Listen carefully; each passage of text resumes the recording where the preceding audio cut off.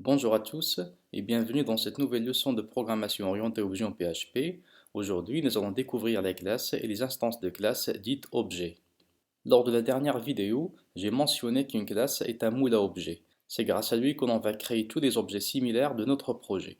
Par exemple, si on veut créer des voitures, alors on aura besoin d'une classe qui va assurer cette opération. Donc, nous allons créer une classe qui s'appelle voiture de la manière suivante.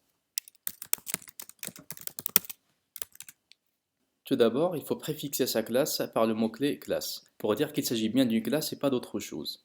Ensuite, on va nommer notre classe de cette manière et on ouvre les accolades.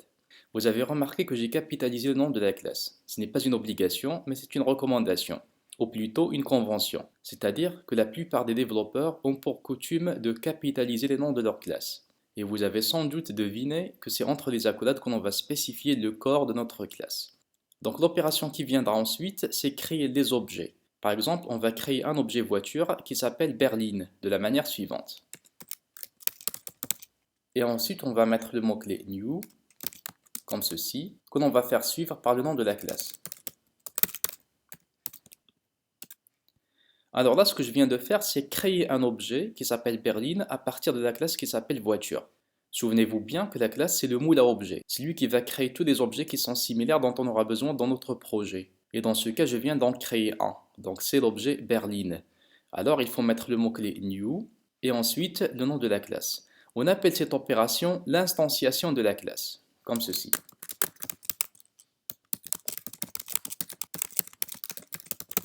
C'est-à-dire que je viens d'instancier la classe voiture. Par conséquent, j'ai créé une instance de classe qui est l'objet berline. Alors, $berline, c'est un objet et c'est aussi une instance de classe.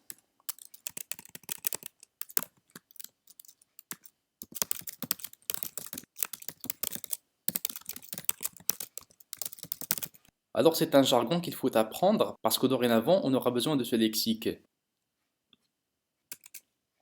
De la même façon, je peux créer d'autres objets, par exemple l'objet SUV, voilà, objet limousine, etc. Ça veut dire, vous avez vu que je dispose d'une seule classe, mais avec celle-ci, j'ai pu créer de nombreux objets. En réalité, le nombre d'objets à créer est illimité. Pour le moment, nous allons nous contenter d'un seul objet qui est l'objet berline.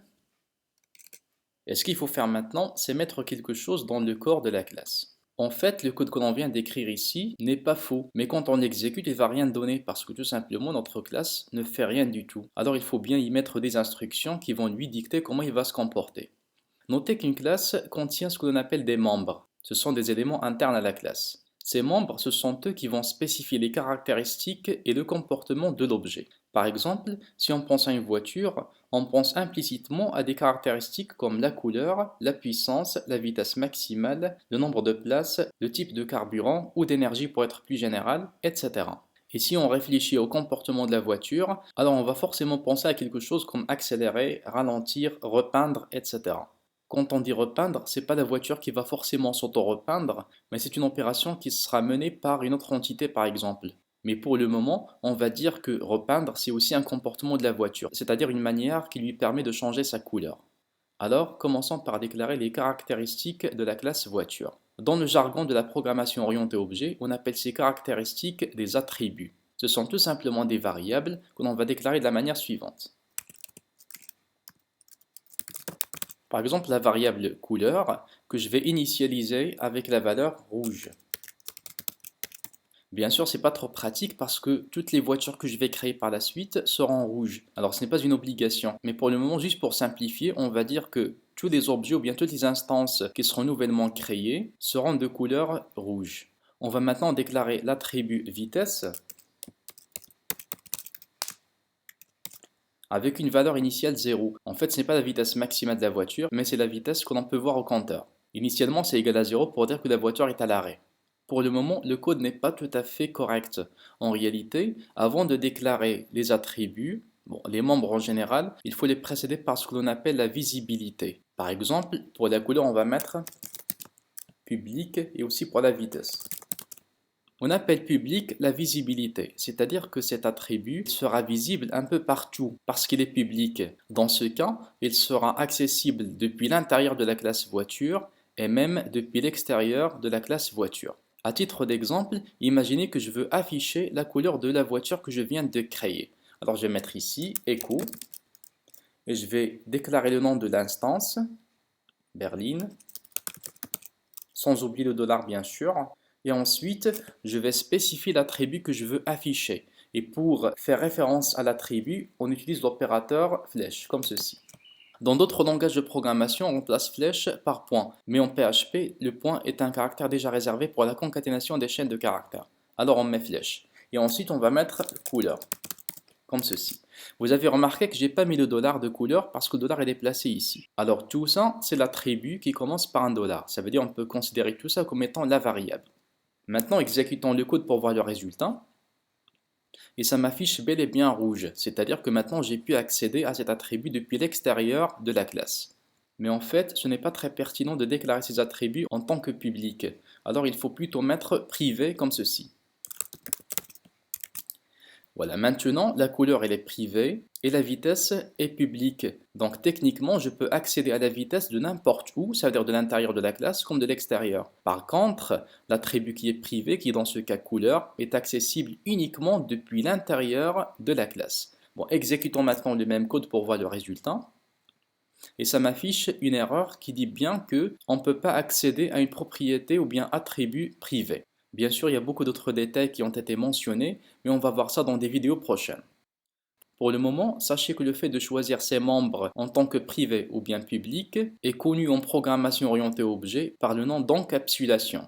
L'encapsulation est la manière avec laquelle le développeur choisit la visibilité de ses membres. C'est-à-dire, rien ne vous oblige de déclarer vos attributs en tant que privé ou bien en tant que public. Mais il est préférable que les attributs soient privés afin de ne pas les modifier comme bon nous semble de n'importe où. C'est-à-dire qu'il faut bien contrôler leur modification. C'est pourquoi on va essayer d'assurer cette opération depuis l'intérieur de la classe. Mais il se peut bien que dans une situation particulière, vous aurez besoin d'un attribut qui est public.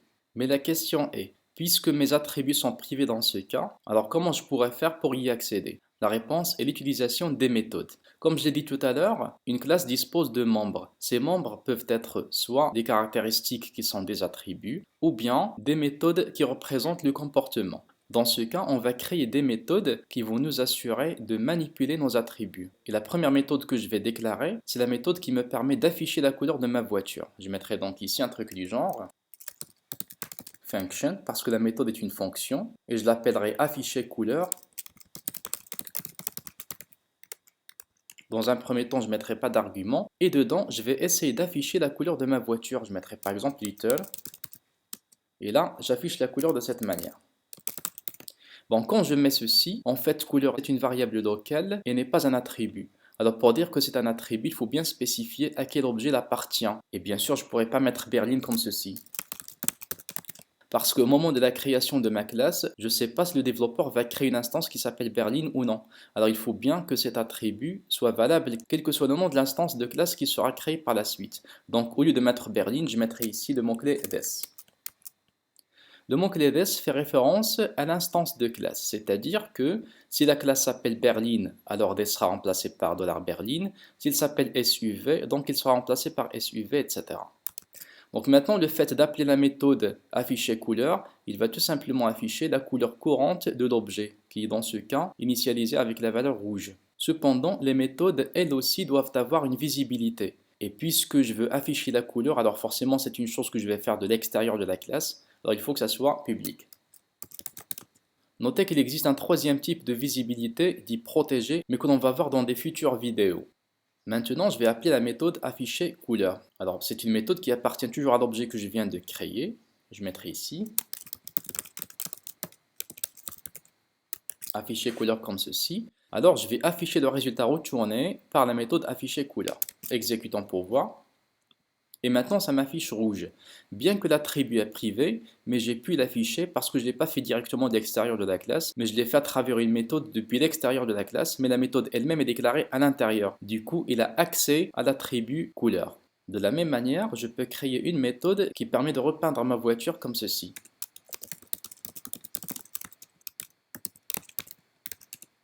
Et je vais appliquer la nouvelle valeur. Bon, je vais considérer que la valeur, je vais la passer en argument. Je mettrai ici par exemple couleur. Bon, notez que couleur que j'ai là, c'est différent de couleur que j'ai ici, parce que là, c'est un argument, et ici, c'est un attribut. Mais bon, pour éviter toute confusion, on mettra juste CO comme ceci. Donc maintenant, avant d'afficher la couleur, je vais la changer. Je mettrai donc, et comme valeur, je mettrai blanc. Exécutons maintenant pour voir le résultat, et ça m'affiche blanc. Maintenant, on va créer un autre objet, par exemple SUV, et je vais afficher sa couleur.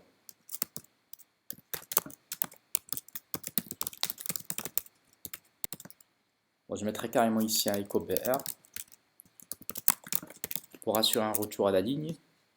Quand j'affiche, sans oublier de mettre echo ici, ça m'affiche blanc et rouge. C'est-à-dire que j'ai deux objets qui sont indépendants. Bien que l'attribut c'est le même, mais en fait c'est un attribut qui est créé pour chacun des objets. Alors c'est le même attribut avec deux valeurs différentes selon l'objet qui est l'instance de la classe. Effaçons maintenant ceci. De la même manière, je vais créer une méthode qui permet d'accélérer la voiture. Je mettrai par exemple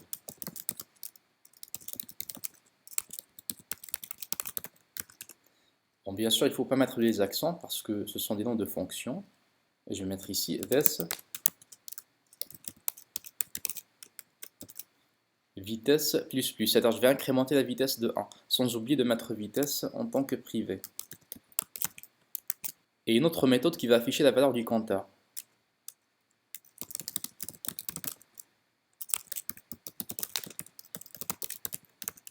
Et je mettrai liter this vitesse. Donc maintenant ici, je vais essayer d'accélérer. Je mettrai donc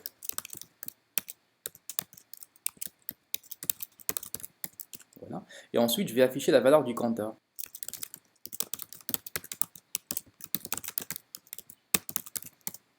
Exécutons pour voir le résultat. Et ça m'affiche 1, sachant que la valeur initiale c'est 0. Maintenant, si j'exécute cette méthode plusieurs fois, par exemple 3 fois, alors il va m'afficher à 3. Alors généralement, c'est comme ça qu'on va appréhender nos classes. À chaque fois que vous créez une classe, il faut y créer des membres. Les membres sont soit des attributs ou bien des méthodes. Bien entendu, il y a d'autres choses que l'on peut intégrer dedans, mais on va voir ça plus tard.